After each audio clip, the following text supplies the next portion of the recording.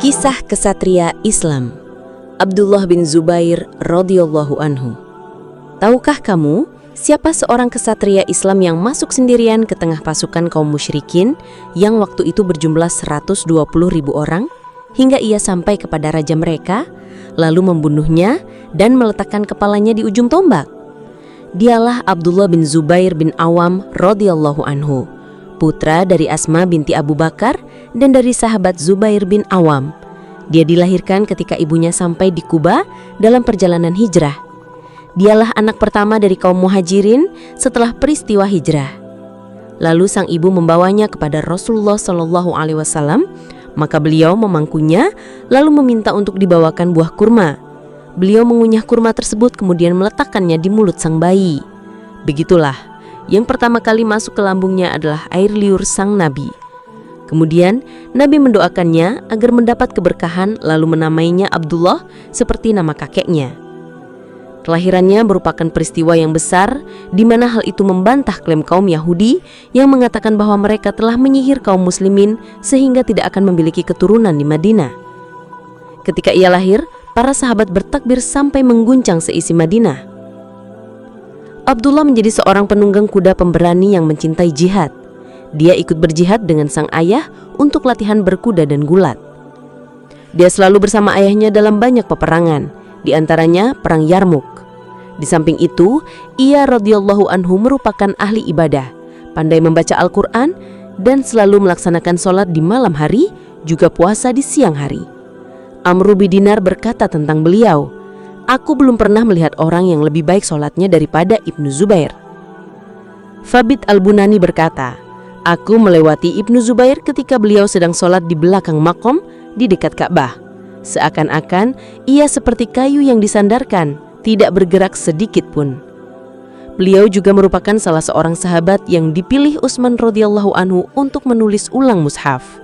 Beliau menjadi pahlawan kaum muslimin dalam banyak peperangan, di antaranya dalam pembebasan Afrika, Andalus, dan Konstantinopel sebelum Daulah Utsmaniyah.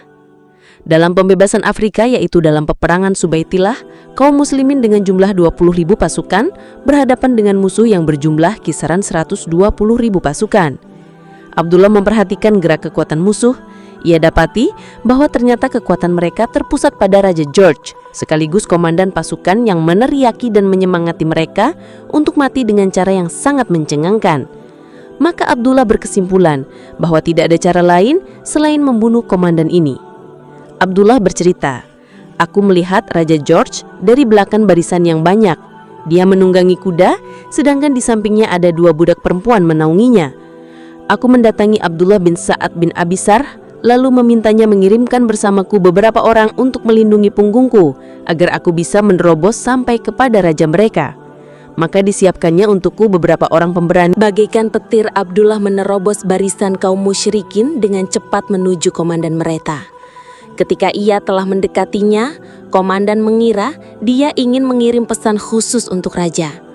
Abdullah berkata, "Ketika semakin dekat, dia berfirasat buruk atas kedatanganku. Ia kemudian lari dengan kudanya, tapi aku berhasil menyusulnya.